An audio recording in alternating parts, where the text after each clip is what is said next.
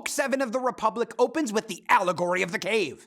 Socrates asks his listeners to imagine a group of people imprisoned in an underground cave. Starting with childhood, they have their necks and legs chained so they cannot turn their heads around. Behind them, a fire throws shadowy images on the opposite wall of the cave. Thus, the inhabitants of the cave see only shadows, which in their ignorance they assume to be the sole reality of their existence.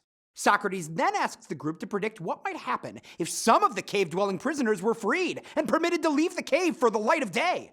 After their initial distress and perplexity in the upper world, they would discover the true nature of reality.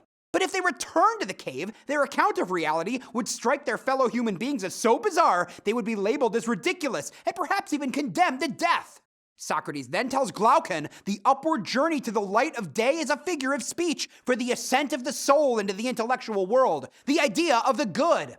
The former prisoners who return to the cave with newly gained enlightenment represent the philosopher, who shoulders the burden of educating and enlightening others. There's nothing unjust in compelling such a return to the darkness, since the legislator of the ideal state must be concerned with the happiness of the entire population, not just one part.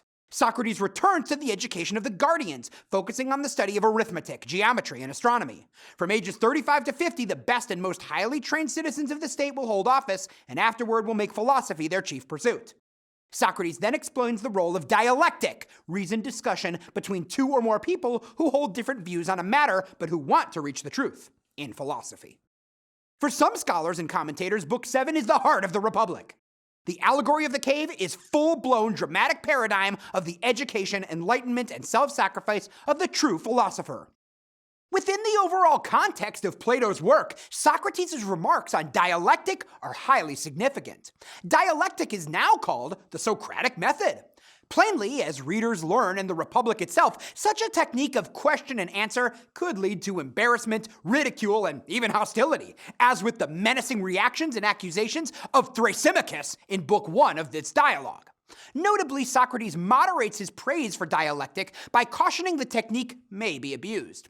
He points out questioning and refutation may be practiced purely for the sake of contradiction.